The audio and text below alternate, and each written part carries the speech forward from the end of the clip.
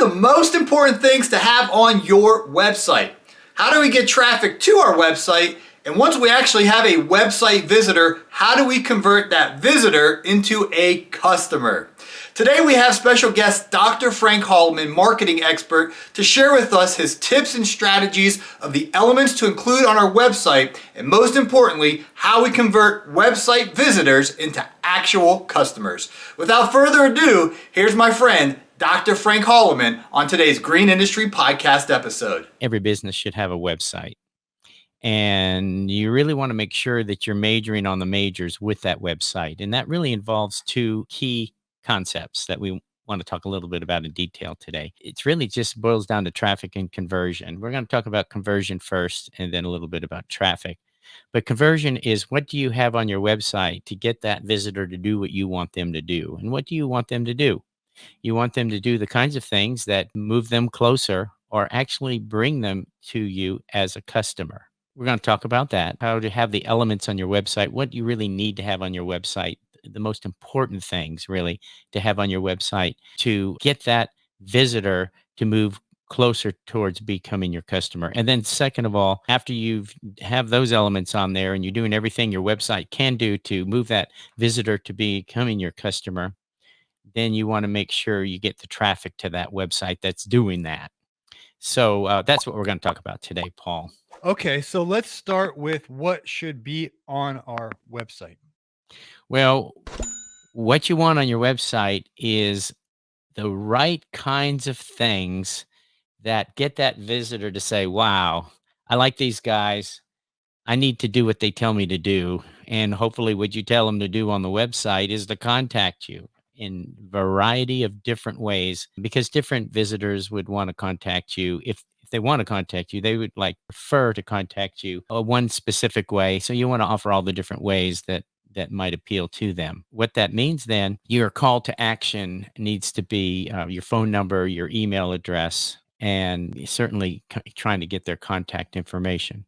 But to get that customer or that potential customer, get that visitor to want to do what you asking them to do in the call to action, which is contact you somehow, you're going to have to give them a confidence and a trust factor that will allow them to do that in good confidence. And so you really want to make sure, first of all, your website tells about who you are. And it should be a really excellent extension to your business card.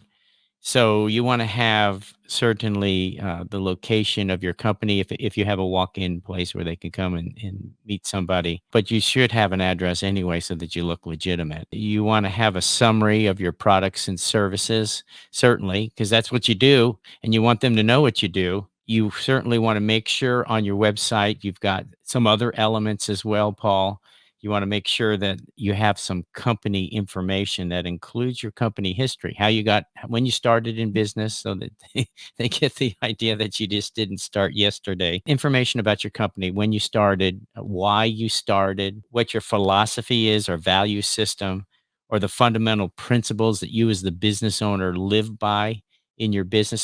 So they get an idea of what's inside your head, what's inside your motivation to provide your services and products. That should be on your website as well. That's usually on the about page, about the company history and why you started the company, what your philosophy is when you deal with customers and you provide the service, what's important to you, what your values in providing the service, and a little bit about yourself personally. They want to know who you are. They want to have a trust factor. Other things you want to put on your website is maybe some information about your team, if you have a team, or if you're by yourself, you just mentioned about yourself. But you want to mention with photos about who you are and who your key team is that they may be interacting with. And you want to make sure you have testimonies, and make sure that you have work-related photos throughout the website. That gives them a mental picture of what your company looks like, the things that they read, why you're in business, and what you're all about. They start to form an opinion about whether they're a good fit with you or not, whether they feel comfortable with you or not. Those are must-haves on your website.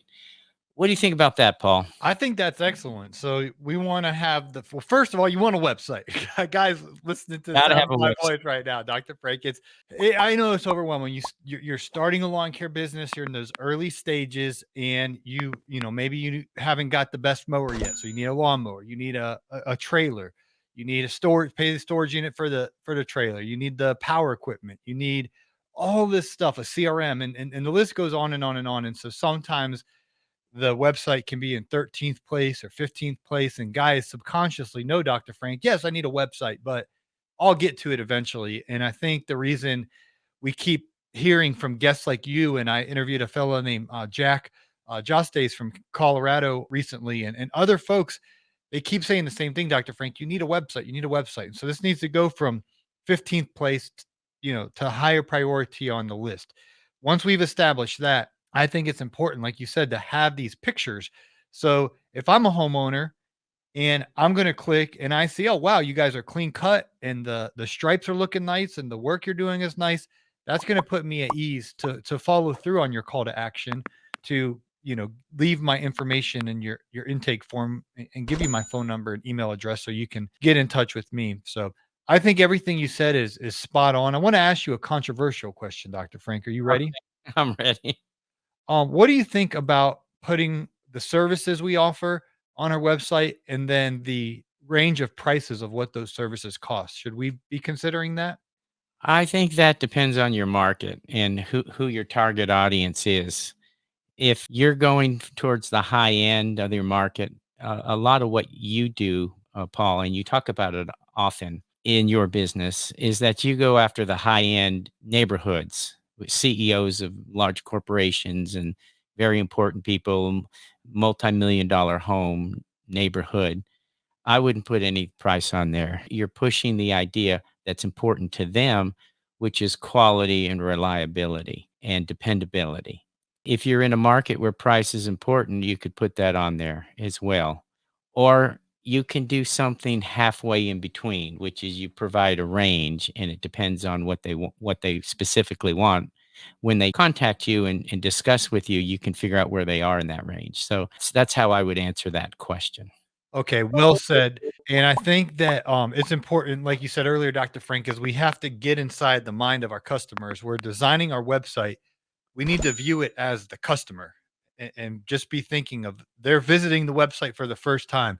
Those first 1 to 2 to 3 to 4 sentences, or pardon me, seconds that they're on the website, they're going to be making first impressions. They're going to be making decisions immediately that, oh, this website's janky and raggedy. I don't trust these guys. I'm going to look for another company. Or, oh, wow, I have an easy feeling of trust and credibility, and kind of put them at peace. And a lot of our visitors are going to be women too, because the husband may be out at work and the wife's responsibility. I know, me personally, I'm shocked looking back over the years how many women made the decision about hiring the lawn care guy because the husband's busy working and the wife typically, and I'm not saying this is 100% of the time, but I had a correction one time, Dr. Frank. Somebody pulled me aside, one of my mentors, and said, Paul, you need a little bit more of a woman's touch. And I was like, what do you mean by that? And he's like, you're kind of too brash. And like, women need a little bit more delicate. How I would characterize that, Paul. That's such an excellent point that you bring up. Men and women are wired differently. I think everybody knows that. And so if you want to appeal to the man, typically, now we're talking in broad brush generalities, okay? So I don't want to offend anybody. But in general, to appeal to the male mind, you want to appeal to the logic primarily.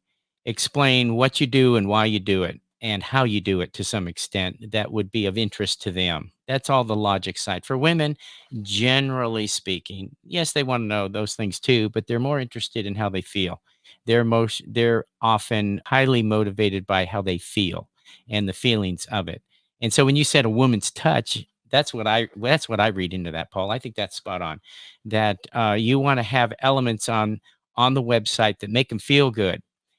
That would be really important in how you characterize your about us page, where you have a picture of yourself as the business owner and you tell your story about why you got in the business and why you love the business and why you like working with customers and how proud you are about if this is true, how proud you are that you do a good job and the customers like it and the neighborhood compliments you on how well you did their neighbor's yard and they want to know if you could do their yard. Just those kinds of human interest kind of stories. And then about your business and the benefits of using your service and about your life that you're perhaps maybe married with 5 kids and half the kids help out in the business and your wife too. You're a family business. Let's say you're one of those. Well, that's important. That makes people feel good. Yeah, and I think pictures in our Instagram, Facebook generation, women love good pictures as well as testimonials. And so if they visit our website for the first time and it's professional, it's clean, they see pictures of us and our family and our team members, and they see pictures of our work and it's immaculate, well-groomed properties or work, whether it's a landscape install or lawn maintenance, that's going to really speak to them. And I think move forward with them feeling comfortable giving out their phone number and or email address in your call to action. So Yeah, that's right, Paul, because you want to have paint a picture in their mind. That's how we remember things anyway. And what is marketing? Marketing is it's just a share of their mind. In people's mind, they can usually only keep, they've done research on this. They can usually keep only 1 or 2 companies in mind for any product or service. That's why there's Coca-Cola and Pepsi. And nobody ever thinks of the third one. RC Cola. RC Cola. What you know about that RC Cola, Frank? What I know about it, you drink an RC Cola with and eat a moon pie. Do you remember moon pies, Paul? Yeah, man. There used to be, what was that green drink? Not Sprite, not Mountain Dew. There used to be another one. Was it called Surge? Back when I was in high school. Do you remember what I'm talking about? I don't remember It that went one. out of business, man. It's a green can. I'm not talking Mountain Dew, and I'm not talking Sprite. There's another green drink when I was in high school. It's so popular, man. Oh, Mountain Dew? No, no, No, no. you said Mountain Dew. It was similar to Mountain Dew, but it was like called Surge or something like that. Oh, okay. I just remember Mountain Dew. But anyway, marketing is getting in their mind and being in the top 2 companies they think about. And so how do people remember in their mind? The research shows that we basically remember pictures in movies, not movies from Hollywood, but the movie that's inside our head that we remember. So a video is really good if you can, even on the about page, just get in front of your phone camera and record a 2-minute or 1-minute little narrative about why you got in business and why you love working with your customers. That's wonderful. Those pictures you talked a lot about, they should be pictures of you, your team, and action shots where you're using the equipment on the yard, on customers' lawns and driving in the truck. They need to have visuals. So you have the words to provide the logic, you have the pictures and the videos to paint the picture in their mind, and you have the stories that's either verbal or written to invoke the emotions. Does that make sense, Paul? Absolutely. That's so good, Dr. Frank. Is there anything we're leaving out with what needs on the website? On the website, you want to tell them who you are, and we just went through those elements. The other thing you want to make sure that's on your website is you want to, on every page, have the appropriate call to actions. Can't assume that they're going to call you unless you ask them to call you. So you should have your phone number, your email address on every page above the fold. That means before you come on that page, before you scroll down, it's prominent at the top how to contact you and by email or by phone. And you should say not just the phone number, but call now or please call or write to us on our email. Don't just have the address or the phone number, but some verbs there that prompt them to do that. And that's very helpful too. But there's more call to actions than just calling or emailing them. And a very, very important call to action is also try to get their contact information so that you can get back with them later. That means most likely ask for their email address and maybe a first name only. They probably are not likely to give you their phone number to call them, although you could ask for that too. But if you can get some contact information, then you can follow up with them after they moved off of your website and some days have passed and they have long perhaps even forgotten about you. You have to give an incentive though for them to give their contact information, like an email address, and that means some kind of free information, a free report or a free chart, something about the yard and footage, or some kind of calculation chart, or some kind of a checklist of things to do for this type of season, or just some kind of a special report that's only like a page or two addressing one question, and only one question. But it has to be a relevant question that they have. What kinds of lead captures have you seen, Paul? I'm sitting here taking notes, Dr. Frank. That checklist is a great idea. I want to bring it up before it flies away from my mind, but I thought it was really cool. We recently had a guy on the show. His name's Chris Gentry from South Carolina. He has a cleaning bin business, Dr. Frank. So the trash man comes and takes the trash for the week, dumps it into the trash mobile thing, and then Chris basically follows the trash can and will take the trash can that's now empty, and he'll clean it out and get the maggots out of there and the odor, and he'll just clean it. And he has created an app that he puts on his website. Wow. And so he asks for their address. When they type in their address, it will then go through the system and it will identify if the inquiring visitor is in his service area. And if they are, then he'll reply to them, with a quote and follow up. And if they're out of the service area, he still collects their email address, but he gives them a kind message that they're not located in his service area. But anyway, I thought that was super cool where the technology is going in the future, because you can actually incorporate, it's called the My Service Area. I think it's myservicearea.com. You can actually it's a plugin you can put to your website so that you can identify the exact neighborhoods and area that you want to work in. And that way you're not wasting their time or your time chasing a rabbit's tail if they're not in your area. Yeah, that's a good idea.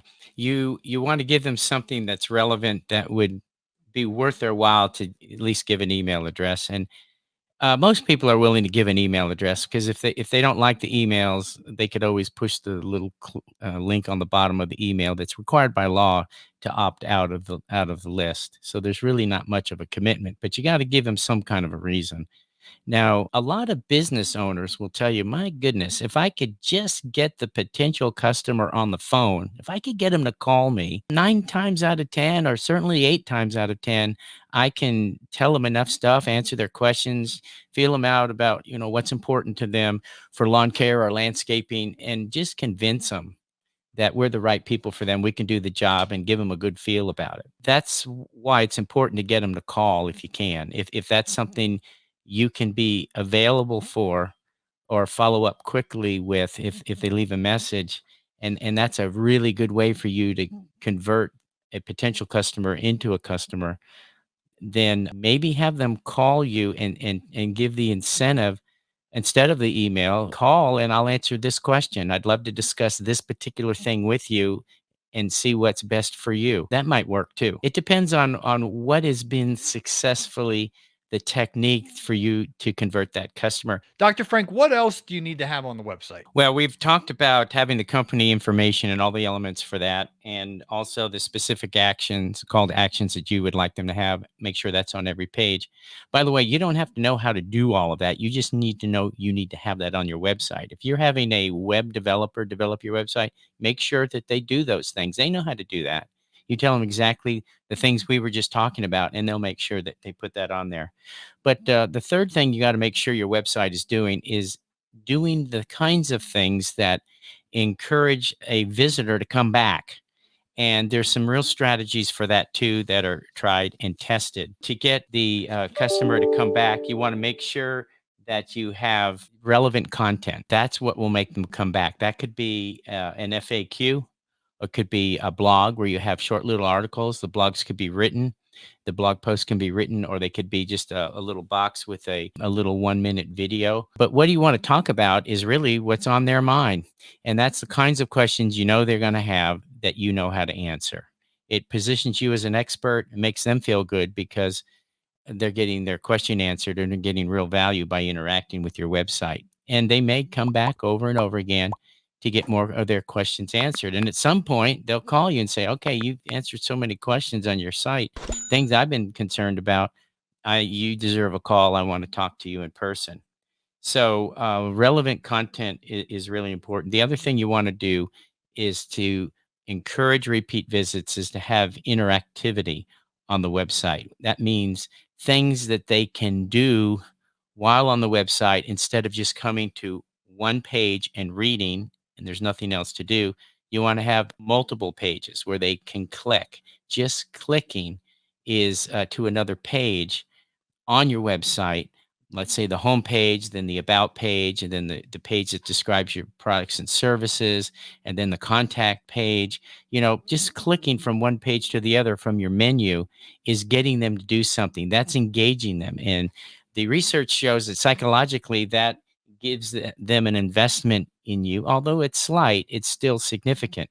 That's why if you've ever seen these direct mail pieces from like Publishers Clearinghouse, and they give you the response envelope and card to put in the envelope, and you have to pull these little dumb little stickers off and put them on the little postcard in the little spot, and there's like 3 or 4 of them. That's on there for a real reason. They did real research and found out if they can improve or increase the engagement by just putting the little sticky thing on the reply card, that will increase the response rate. Same thing with your website. So get them to click to multiple pages. If you can, don't just have one page. Another thing you could do is make sure you have FAQs, frequently asked questions. The questions that they're going to ask if they called you up. And if they want more information than that, they can call you up. But you can at least give them a couple sentences to answer the most likely questions, and they'll click through each of the questions and look at the answer. That's another form of engagement. You can have a quiz on there where you could say, hey, what do you know about how to make your yard green? And there's little apps that you can get even for free that your web developer knows how to put on your website that gives them a little quiz. And it tallies whether they got it right or not to indicate how much they really know about it or not. And you can put if you have a lot of content on there over time, you can have a search feature where they can type in a topic and it'll go to the different articles that you've written, perhaps, that address that topic. And you can also have maybe even a survey on there. And there's apps for that as well that your web developer knows. Any kind of thing that improves the interaction that they have, where they're actually doing something, even though it seems insignificant, it has a big effect in it, and it's cumulative for them to be invested in you as a company. So that's how you encourage the repeat visits. And the last thing, the fourth thing you really want to make sure that's on your website is you want to build relationship, because all sales when you boil it down to its bare bones, all sales and getting a customer through a sale is about relationship. And in fact, most people will actually pay even more if they feel that they have a better relationship with one vendor over another for the same service. It's all about building relationships. So that's where you want to have more than just a one-way conversation where you're getting them to click through and they read and they learn and they feel good about learning on your website through your contact. You want to provide mechanisms on the website that allow a two-way conversation.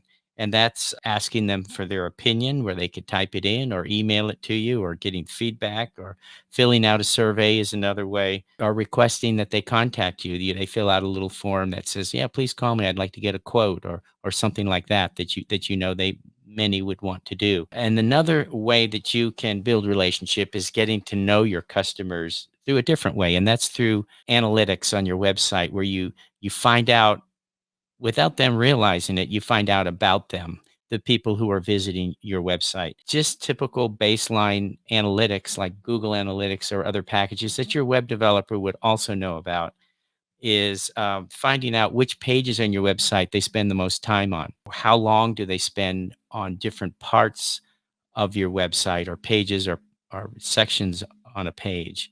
That's all tracked by metrics, and you can look at those reports if they're set up properly.